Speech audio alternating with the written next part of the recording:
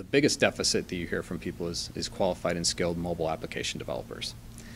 And so if I was a programmer today, I would spend all my waking hours getting proficient in iOS and Android to be able to write really solid mobile applications, or to be able to design web-based mobile applications and that work effectively. Because you're getting two schools of thought now on that okay, we're not going to have this app world really at all. These apps are going to run off of web portals like they started and move away from apps. But we'll have that world for a while, but you have whole security issues around that. You have user interface design issues around that. You have e-commerce issues around that. So it's a very rich world evolving around around applications and web interfaces that work on tablet and phone environments.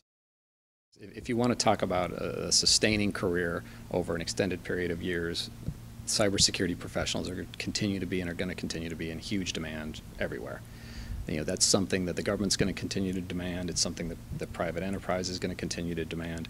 The ability to have more people within your organization aware of the security issues. Somebody who has gotten a lot of experience across multiple platforms, transitioning to position themselves as a systems integrator, and the ability to bring together a unified communication system to work effectively with a mobile environment, to work effectively with remote storage, to work effectively within the security infrastructure that they have. I think that's a thing that we see more and more, is all these different systems come into the organization, and whether you're going to go to tablets or whether you should be virtualizing your servers, all these different platforms. The next thing that's really started to happen is that because of the Obama administration's funding of this High-Tech Act, is that there's a $45,000, 44 I think, $1,000 stipend that doctors can get for updating, for modernizing their offices between now and the end of next year.